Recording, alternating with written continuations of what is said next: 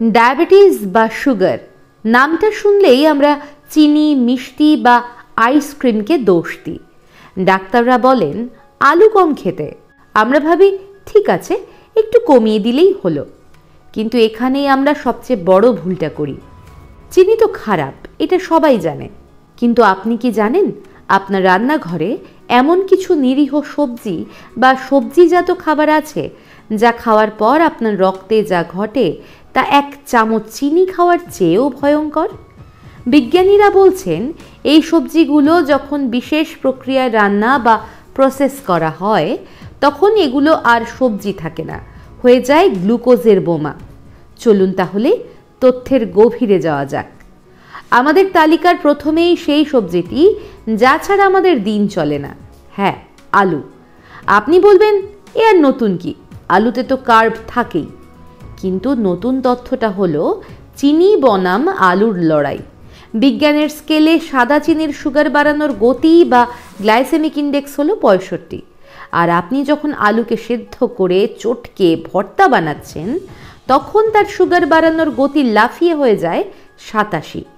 অর্থাৎ চটকানো আলু খাওয়া আর সরাসরি গ্লুকোজ খাওয়া শরীরের জন্য প্রায় একই।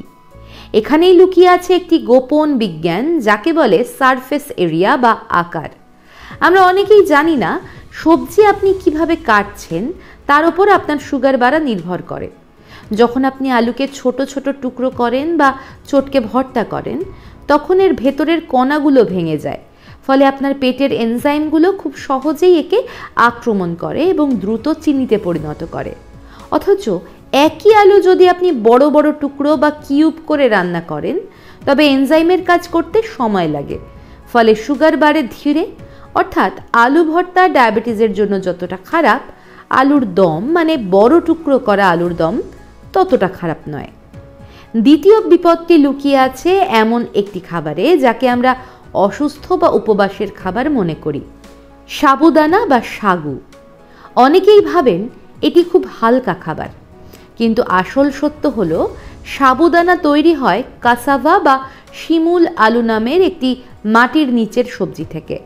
ফ্যাক্টরিতে প্রসেস করার পর এতে কোনো ফাইবার বা প্রোটিন অবশিষ্ট থাকে না, পড়ে থাকে শুধু 100% স্টার্চ। সাবুদানা বা সাগুর গ্লাইসেমিক ইন্ডেক্স প্রায় 89 থেকে 90, যা সাদা চিনির থেকেও অনেক বেশি ক্ষতিকর। সুস্থ হওয়ার জন্য যা খাচ্ছেন সেটাই হয়তো আপনার সুগারকে আকাশচুম্বী করছে। দ্বিতীয় ফাঁদটি হলো রাঙা আলু বা সুইট পটেটো।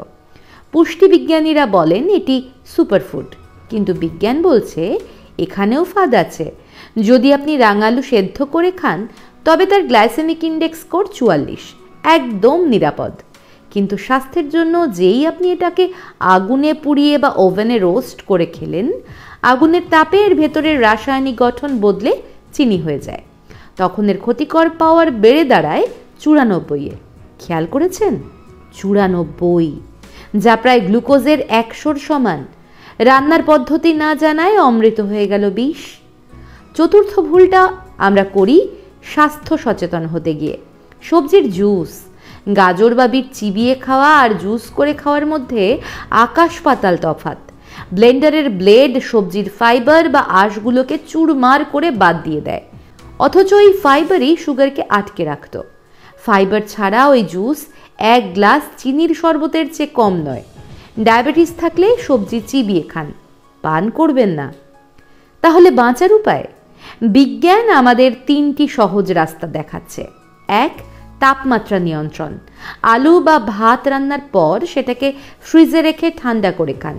এতে তৈরি হয় রেজিস্ট্যান্স স্টার্চ।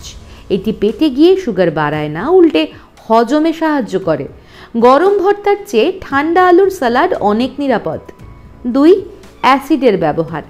হাই কার্ব খাবার খাওয়ার আগে 1 গ্লাস জলে 1 চামচ ভিনিগার বা লেবুর রস মিশিয়ে নিন। এটি খাওয়ার পর সুগার স্পাইক 30% পর্যন্ত কমিয়ে দিতে পারে।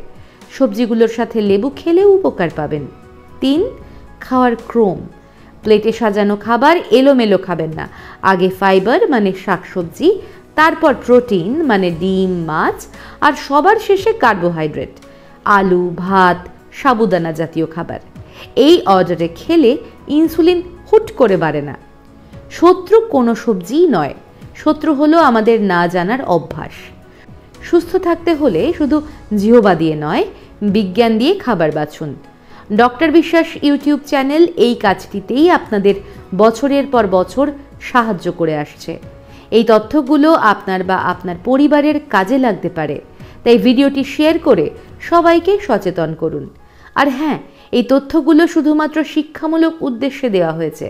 নিজের চিকিৎসা নিজের হাতে নেবেন না, ডাক্তারবাবুর সরাসরি পরামর্শ নিন। দেখা হচ্ছে পরের ভিডিওতে। ততক্ষণ ভালো থাকুন, সুস্থ থাকুন।